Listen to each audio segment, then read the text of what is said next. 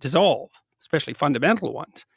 The culture is dissolving because the culture is a structure of category. Mm-hmm. That's what it is. Right. So, and in fact, culture is a structure of category that we all share. So we see things the same way.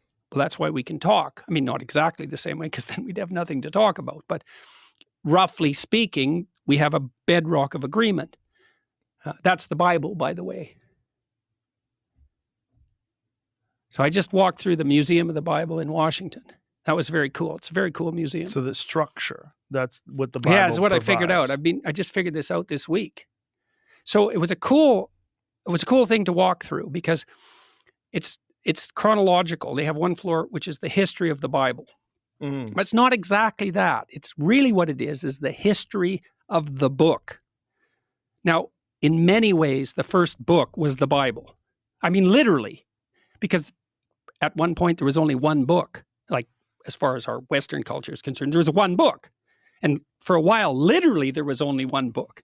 And that book was the Bible. And then before it was the Bible, it was it was scrolls and it was writings on papyrus. But we were starting to aggregate written text together. And it went through all sorts of technological transformations. And then it became books that everybody could buy, the book everybody could buy. And the first one of those was the Bible. And then it became all sorts of books that everybody could buy. But all those books, in some sense, emerged out of that underlying book. And that book itself, the Bible isn't a book, it's a library. It's a collection of books. And so what I figured out was, partly because I was talking to my brother-in-law, Jim Keller, who's the world's greatest chip designer and has now designed a chip that's as powerful as the human brain, which is optimized for artificial intelligence learning, by the way. And so I talked to him about that. He said, "You heard of the internet?" I said, "Yeah, Jim, I've heard of the internet." He said, "This is way more revolutionary than that."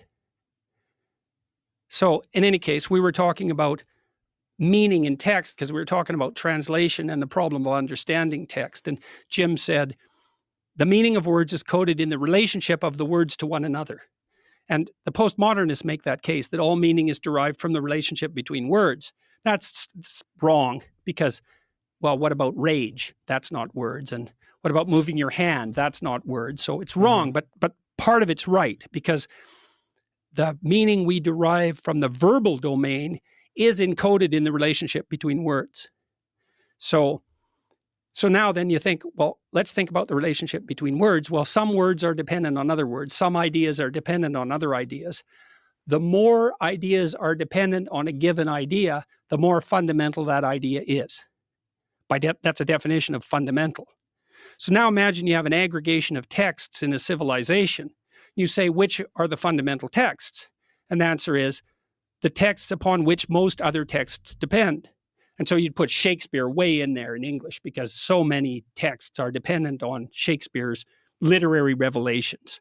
And Milton would be in that category, and Dante would be in that category, at least in translation. Fundamental authors, part of the Western canon, not because of the arbitrary dictates of power, but because those texts influenced more other texts. And then you think about that as a hierarchy, okay, with the Bible at its base, which is certainly the case. Now imagine that's the entire corpus of linguistic production, all things considered. Now, how do you understand that?